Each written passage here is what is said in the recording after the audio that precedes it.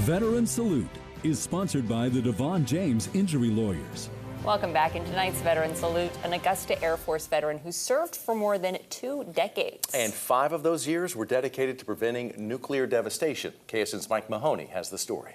The aspiration was to be a fighter pilot, I originally thought, and that didn't work out, but the Air Force career did. Lieutenant Colonel William Kincaid's dreams of flying a jet were shot down by an issue with his eye, but it never dampened his enthusiasm for serving his country in the Air Force. Service to the country was what we thought we should be doing. Kincaid joined the Air Force through the ROTC program at San Jose State in 1969 and went on to Base Supply Technical School. Every piece of equipment and office supplies and basic clothing and stuff for the airmen on the base came through one branch or another of the Base Supply Squadron. The lieutenant colonel worked in base supply both overseas and at McConnell Air Force Base, where he met his wife. But in 1972, everything changed for him.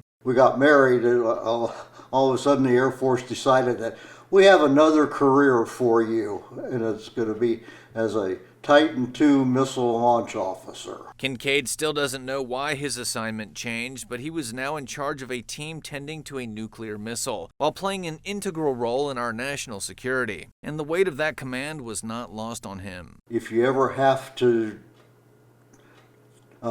turn the key to launch the missile, it's pretty much just following the procedures and the checklist that you were trained to do.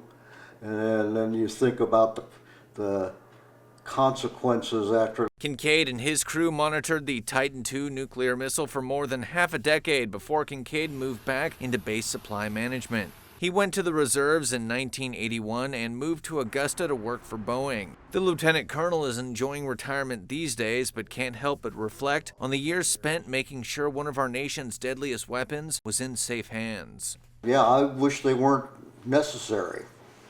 But they're there, and it's a reality. You have to live with the fact and prevent any issues where they would be used. Here for you, Mike Mahoney, KSN News 3. On behalf of Devon James Injury Lawyers, we are honored to recognize this week's veteran, and that is Bill Kincaid, who served our great country in the Air Force for 21 years. Thank you for your service. We are excited to present you the check for $500. And I'd like to thank Devon James for their Veteran Salute program. It was an honor to serve. Veteran Salute is sponsored by the Devon James Injury Lawyers.